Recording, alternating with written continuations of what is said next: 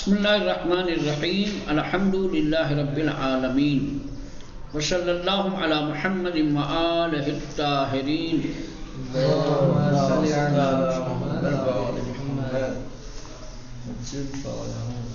خوب قبل از اسلام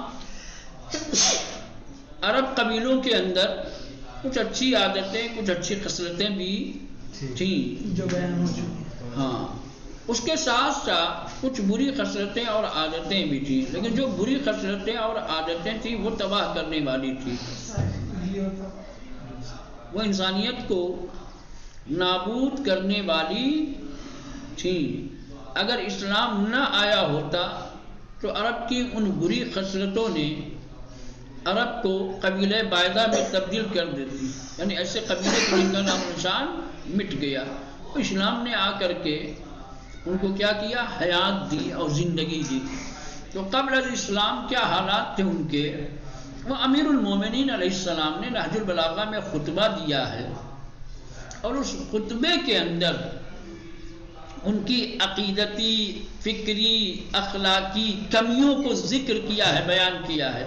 عربوں کو توجہ دلائی ہے کہ تم ذرا پلٹو اسلام سے پہلے کے زمانے کی طرف، پھر دیکھو تمہارا کیا حالات تھے، کس طریقے کے خرافی عقیدوں میں، کس طریقے سے باطل نظریات میں گرفتار تھے، اخلاقی حالت تمہاری کیا تھی، حیوانوں جیسی صفت، حیوانوں جیسی خصلتیں تمہارے اندر تھی، رہنے کا جو طور طریقہ تھا وہ کیسا تھا تمہارا، جس جگہ پہ رہتے تھے وہ جگہ کیسی تھی. تمام چیزوں کی طرف اشارہ امام نے فرمایا ہے. اس کو پڑھتے ہیں، ٹھیک ہے. سخنان امیر المؤمنان علیہ السلام. عجیب ہے، لکھنے والوں کو بھی میں کہہ رہا ہوں کہ جب امیر المؤمنان آیا، فارسی بنائی ہے مومنان، مومن کی جمع، تو اس میں الف لام کیوں رکھا ہے؟ امیر مومنان کہنا چاہیے تھا، مومنوں کے امیر. المومنان تو آدمی سمجھے گا کہ دو ہی مومن کے ہے. آپ کی کتاب میں بھی ایسے ہی ہے. چلے علیہ السلام کیا لکھنا چاہیے؟ امیر مومنان بغیر الف لام کے، یا پھر امیر المومنین. عربی جب بنایا تھا، فارسی ہے نا، مومن کی جمع مومنان الف نون لگا کے. فارسی میں جمع ایسی بنتی ہے نا، جاندار کی الف نون لگا کے، استاد استادان، ٹھیک، درخت درختان. تو میں وہی کہہ رہا ہوں کہ جب جمع بنائی ہے تو الف لام ہٹانا چاہیے تھا، ہے نا. اور فارسی میں تو نہیں آتا نا الف لام، کہ فارسی میں بھی آتا ہے، تو پھر آپ نے الف لام کیوں لگایا ہے؟ تو یہ دیکھ کے مجھ کو ہنسی آ رہی تھی. یا تو اگر الف لام رکھا تھا تو عربی والی جمع نہیں دیتے. ہاں، امیر المومنین. چلیں بات صورت. خوب امیر المومنین علیہ السلام کی گفتگو اور آپ کی بات چیت میں در بیان اوضاع عرب قبل از اسلام، اسلام سے پہلے عرب کی کیا حالت تھی. خوب امام نے جو بیان کیا ہے اپنی گفتگو میں، شاہد زندہی ہے، وہ ایک زندہ شاہد اور ایک زندہ دلیل ہے اس بات کی آنان اثر نظر زندگی کہ وہ لوگ زندگی کے لحاظ سے و انحطاط فکری اور فکری پستی کے اعتبار سے و فساد اخلاقی اور اخلاقی فساد کے اعتبار سے دربس اسفناکی بودن، افسوسناک حالت میں تھے. ان کی ساری حالتیں افسوسناک تھی. عقیدہ قابل افسوس تھا، اخلاق قابل افسوس تھا، کیوں؟ ان کی زندگی گزارنے کے طور طریقے. امیر مومنان، دیکھیں آپ صحیح آیا، امیر مومنان در یکی از خطبہ خود، امیر المومنین علیہ السلام اپنے خطبات میں سے ایک خطبے میں اوضاع عرب شز اسلام را، اسلام سے پہلے عرب کی وضعیت اور عرب کے حالات کو چنین بیان میں کنا اس طریقے سے بیان کیا ہے. اب یہ امام کے خطبے سے اقتباس کیا ہے. ٹھیک، امام نے کیا فرمایا ہے اسلام سے پہلے عربوں کی حالت کے سلسلے میں؟ خداوند محمد صلی اللہ علیہ وآلہ وسلم را بیم دہندے جہانیان، اللہ نے کہ جس نے پیغمبر اسلام کو بھیجا کہ وہ دنیا کو کیا کرے؟ انذار کرے، ڈرائیں. بیم دہندے یعنی بھائی انذار کرنے والے، ڈرانے والے بنے. وَأَمِينِ وحی کتاب، خود اپنی کتاب اور وحی کا امین بنا کر کے مبعوث نمود بھیجا. بشما گروہ عرب، اور تم عرب جماعت در بدترین آئین و بدترین جاہا بسر می بردید، بدترین آئین و عقیدے و نظریات کے ساتھ بدترین جگہوں پر زندگی گزار رہے تھے. وشما گروہ عرب، تم عرب جماعت، عرب قبیلے در بدترین آئین، بدترین عقیدے، بدترین آئین کے ساتھ و بدترین جاہا اور بدترین جگہوں پر بسر می بردید زندگی گزار رہے تھے. درمیان سنگلا خہا و مارہائی کر، پتھریلے ریتیلے مقامات پر جہاں سانپ بچھو زہریلے جانور مارہائے کر کہ از ہیچ صدائی نمی رمیدن، ایسے سانپ کہ جو بھگانے سے بھی نہیں بھاگتے تھے. مارہائے کر، کچھ ایسے سانپ ہوتے ہیں کہ جو جہاں پڑے ہیں وہیں رہیں گے، ان کو بھگانا بھی چاہو تو وہ بھاگیں گے نہیں، لیکن ہوتے ہیں زہریلے. اب یہ مارہائے کر، اس کی توضیح دی ہے بریکٹ کے اندر کہ از ہی صدائی نمی رمیدن، کہ جو کسی آواز کو سن کر کے رینگتے نہیں تھے، بھاگتے نہیں تھے. اقامت داشتید، ایسی جگہوں پہ تم رہتے تھے جہاں بڑے بڑے پتھر تھے، جہاں نہ پانی تھا، نہ چشمہ تھا، نہ زندگی کے آثار تھے، جہاں کیڑے مکوڑے، سانپ بچھو، ایسی جگہوں پہ تم رہتے تھے. آبہائے لجن رمی آشامیدید، خوب بدبودار نمکین کھڑے پانی کو پیتے تھے تم لوگ. بغذاہائے خشن، اور سخت سخت کھانے جیسے مانند آرد ہست خورما، کھجور کی گھٹلیوں کا آٹا.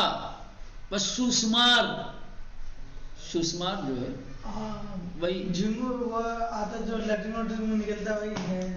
سوسمار جو ہے، نہ اس کو نہیں کہتے، گوئے وغیرہ کی طرح سے نہیں ہوتے ہیں جو اس میں ہوتے ہیں. ابھی آج بھی دیکھیں گے عرب بڑے شوق سے اس کا شکار کرتے ہیں. سانڈا اوڑا کی طرح سے ہوتے ہیں. سوسمار وہی سانڈا مان لو. کون سانڈا؟ اب جس کا تیل ملتا ہے، سانڈے کا تیل. یہ کتنا اجنبی بن رہا ہے. ابھی وہ لے کے آتے ہیں اپنے یہاں بازاروں میں، چھوٹا کروکوڈائل مان لو. نہیں ہوتے، بڑی بڑی گوئے ہوتی ہے، گوئے گوئے. ہاں وہ بڑی بڑی موٹی موٹی، اس کو کہتے ہیں سوسمار. اس کو کھاتے تھے. وہ خون یک دیگر پر میر اختید، ایک دوسرے کا خون بہاتے تھے، قتل کرتے تھے ایک دوسرے کو. وہ از خویشا مندان دوری بھی کر دی، رشتہ داروں سے دور بھاگتے تھے. صلہ رحمی نام کی کوئی چیز ہی نہیں تھی تو ان کے درمیان. بتہا درمیان شما سرپا بود، بت تمہارے درمیان کھڑے تھے، بت خدائی کر رہے تھے. از گناہان اجتناب نمی نمودید، کسی معصیت اور کسی گناہ سے پرہیز نہیں کرتے تھے. ماں سر گزشت اسد ابن زرار راکمی توانت، روشنگر نقاط زیادی از زندگی مردم حجاز باشد در انجامی آوری. کہنے کہ ہم یہاں اسد ابن زرارہ کی داستان کو، اس کے قصے کو، کہ جو حجاز کے لوگوں کی زندگی کے حالات کو زیادہ واضح اور روشن کر سکتا ہے، ہم یہاں لا رہے ہیں. یعنی اہل حجاز کے ایک شخص کی ہم داستان یہاں بیان کر دیتے ہیں. اس داستان سے حجاز کے لوگوں کی زندگی کا اندازہ آپ کو ہو جائے گا کہ کس طریقے کے حالات میں کیسے جی رہے تھے یہ لوگ. سالیان دراز آتش جنگ خانمان بر انداز میان دو قبیلے اوس و خزرج. کہہ رہے ہیں کہ ایک طویل عرصے سے ایک خانہ جنگی دو بڑے قبیلے جو اوس و خزرج ہیں ان دونوں قبیلوں کے درمیان لگی ہوئی تھی. اوس و خزرج جو عرب کے دو بڑے قبیلے ہیں ان دونوں قبیلوں کے درمیان دراز مدت سے طویل مدت سے جنگ کی آگ لگی ہوئی، یعنی دونوں آپس میں لڑ رہے تھے. کہ در مدینے سکنا داشتن، یہ لوگ مدینے میں رہنے والے تھے. شولہور بود، یعنی جنگ کی آگ شولہور تھی دونوں قبیلوں کے درمیان. روزی یکی السران، ایک دن ایک سردار خزرج کا جو سردار تھا بنام اسد ابن زرارہ، کہ جس کا نام اسد ابن زرارہ ہے. ایک دن قبیلے خزرج کا ایک سردار کہ جس کا نام اسد ابن زرارہ ہے برائے تقویت قبیلے خود سفری بے مکہ نمود، اپنے قبیلے کو محکم اور مضبوط بنانے کے لیے اس نے مکے کا سفر کیا. کیا مکے تاب وسیلے کو مکہائے نظامی و مالی قریش دشمن 7 سال خود اوسرا سرکوب سازا. مکے اس لیے گیا کہ مکے جا کر کے قریش کے ساتھ ہاتھ ملائے، دوستی کرے اور قریش والے ان کی نظامی اور مالی مدد کریں. وہ لوگ بھیجیں، کچھ پیسہ بھی دیں، مالی اعتبار سے مضبوط کریں، اور کچھ جنگجو کچھ لڑاکو ان کے ساتھ بھیجیں تاکہ یہ شخص آ کر کے قبیلے اوس والے کے ساتھ جنگ کرے اور قبیلے اوس کو شکست دے، انہیں ناکام بنائے. کتاب وسیلے کو مکھائے نظامی و مالی قریش، تاکہ قریش کی مالی اور نظامی مدد کے ذریعے دشمن 7 سال خود اپنے 100 سالہ پرانا دشمن کون اوس کو سرکوب سازر شکست دے، نابود کرے، برباد کرے. بے بخاطر ربابت دینئی کی با عتب ابن ربیع داشت. اب یہ اسد ابن زرارہ اس کی بڑی پرانی دوستی تھی عتبہ ابن ربیعہ کے ساتھ، لہذا وہ بخاطر روابط دینئی اس نے اپنے پرانے رابطے کی وجہ سے کہ جو عتبہ ابن ربیعہ کے ساتھ رکھتا تھا بخانے وے بارد شد. یہ اسد ابن زرارہ عتبہ ابن ربیعہ کے گھر پہنچا، وہاں بارد ہوا کیونکہ اس سے دوستی تھی. دوستی کی بنیاد پر یہ اسد عتبہ کے گھر گیا. وہدف خود را بابے درمیان گزار، اور اپنے مقصد کو اس کے سامنے رکھا، بیان کیا کہ میں کس لیے آیا ہوں. وہ تقاضائے کمک کر اور عتبہ سے مدد کی درخواست کر دی. دوست دیرینے وے عتبہ چنین پاسخ دا.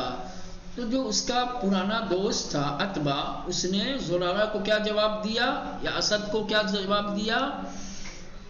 ما نمی توانیم بے تقاضائے شما پاسخ مثبت دہی، ہم تمہاری درخواست کا مثبت جواب نہیں دے سکتے. یعنی آپ نے جو کچھ مانگ رکھی ہے، جو مدد کی بات کہی ہے، وہ ہم سے نہیں ہو سکتا. زیرا امروز گرفتاری داخلی عجیبی پیدا کر دیں، کیونکہ آج کل ہم لوگ خود اندرونی مشکلات میں گرفتار پھنسے ہوئے ہیں. ہمارے یہاں خود بڑی مشکلیں ہیں. گرفتاری داخلی عجیبی، ایک عجیب داخلی مصیبت میں ہم لوگ پریشان ہیں، سامنے کھڑی ہے. مردی ازمیان ماں برخاستے، ایک شخص جو ہمارے قبیلے سے یا ہماری درمیان سے، ہماری درمیان کا، ہمارے بیچ رہنے والا ہے، وہ کھڑا ہوا ہے بے خدایان ماں بد می گوید، اور وہ ہمارے خدا کو، ہمارے بتوں کو برا بھلا کہہ رہا ہے. نیاکان مارا ابلے، ہمارے آبا و اجداد کو، نیاکان کہتے ہیں آبا و اجداد، ہمارے بزرگوں کو، ابلہ بسبک عقل می شمرت، انہیں بے وقوف اور کم عقل شمار کرتا ہے. وبا بیان شیرین خود، اور اپنے میٹھے بیان کے ذریعے سے گروہی از جوانان مارا، ہمارے کچھ جوانوں کو یا ہمارے جوانوں کی ایک جماعت کے گروہ کو بے خود جذب کر دے، اپنی طرف کھینچ لیا ہے، اپنا بنا لیا ہے، جذب کر لیا ہے۔ وَأَزْ اِن راہ شگاف عمیقی میان ما پدید آورتے ہیں، اور اس طریقے سے ہمارے بیچ ہمارے درمیان ایک بہت ہی گہری کھائی اور بہت ہی گہرا گڈھا کھود رکھا ہے۔ ان مرد در غیر موسم حج، کہنے کہ یہ جو شخص ایسا کر رہا ہے، یہ اشارہ ہے سب نبی کی طرف، سمجھ رہے؟ یہ شخص جب حج کا موسم نہیں ہوتا ہے تو در شیب ابو طالب بسرمی برد، شیب ابو طالب میں رہتا ہے، و در موسم حج الشیب بیرون میں آیا، اور جب حج کا زمانہ آتا ہے تو شیب ابو طالب سے نکل کر باہر مکہ آتا ہے، بدر حجر اسماعیل، در حجر اسماعیل می نشیند و مردم را بے آئین خود دعوت می کنند، حجر اسماعیل کے قریب بیٹھ کر لوگوں کو اپنے عقیدے اور اپنے آئین کی دعوت دیتا ہے۔ اسعد پیش از آن کی بسران دیگر قریش تماس بگیرد، اسعد نے قبل اس کے کہ قریش کے اور دوسرے سرداروں کے ساتھ ملاقات کرے، ان سے بات چیت کرے، تصمیم بے بازگشت بے مدینے گرفت، اس نے مدینہ واپس ہونے کا ارادہ بنا لیا، بلے او بے رسم دیرین عرب علاقے مند شد، لیکن عربوں کی جو قدیم رسم تھی، ٹھیک، اس سے اس کی بڑی چاہت تھی، بڑی دل لگی تھی، بہت پسند کرتا تھا۔ وہ کیا تھی؟ خانہ خدا کی زیارت۔ عرب جو بھی جاتا تھا ادھر علاقے میں تو وہ خانہ کعبہ کی زیارت کرتا ہی تھا۔ تو یہ شخص بھی کیا ہے، عربوں کی جو یہ رسم تھی اس سے بڑی محبت تھی، لہٰذا خانہ خدا را زیارت کنند، اس کے دل میں خانہ خدا کی زیارت کا بھی شوق، مکہ تو گیا ہی ہوا تھا، لہٰذا خانہ خدا کی یعنی خانہ کعبہ کی زیارت کا اشتیاق بڑھا۔ اما اتباع از انکار اورا بیم داد، لیکن اتباع نے اس سعد کو اس کام سے روکا، منع کیا، کہا خبردار جانا نہیں کعبہ کے پاس، موسم حج ہے، شخص آیا ہوگا بیٹھا ہوگا، مجھے ڈر ہے کہ کہیں ایسا نہ ہو کہ تمہیں بھی اپنی شیرین باتوں کے ذریعے سے کیا ہے اپنی طرف جذب کر لے، مائل کر لے۔ اما اتباع اس انکار اورا بیم داد، لیکن اتباع نے اسے اس کام سے ڈرایا کہ مبادہ ہنگام طواف، کی کہیں ایسا نہ ہو کہ طواف کرتے وقت سخن ان مرد را بے شنود، اس مرد کی بات کو یہ سن لے، وہ سخن او دربے اثر بگزارت، اور اس کی بات کا اس کے دل پہ اثر ہو جائے، اس طرف دیگر ہم ترک مکہ بدون زیارت خانہ خدا زشت و زنندے، وہ دوسری طرف ایک شخص خانہ مکے آ کر کے خانہ خدا کی زیارت نہ کرے، یہ بھی معیوب بات تھی، سمجھ رہے ہیں، یہ بھی عیب تھا کہ مکے جا کر کے زیارت نہ کر۔ سر انجام برائے حل مشکل اتباع پیشنہاد کر، لہذا اس مشکل کو حل کرنے کے لیے کہ بھائی اگر زیارت کرنے جاتا ہوں تو اس بات کا ڈر ہے کہ کہیں اس کی باتوں میں نہ آ جاؤں، اور زیارت نہیں کرنے جاتا ہوں تو یہ مذمت کی اور سرزنش کی بات ہے کہ مکے میں آ کر کے میں نے خانہ خدا کی زیارت، مشکل حل کیسے ہوگی؟ تو اسعد نے کہا کہ تم اپنے کانوں میں روئی ڈال لو اور روئی ڈال کر کے جاؤ خانہ خدا کی زیارت کرو۔ چلے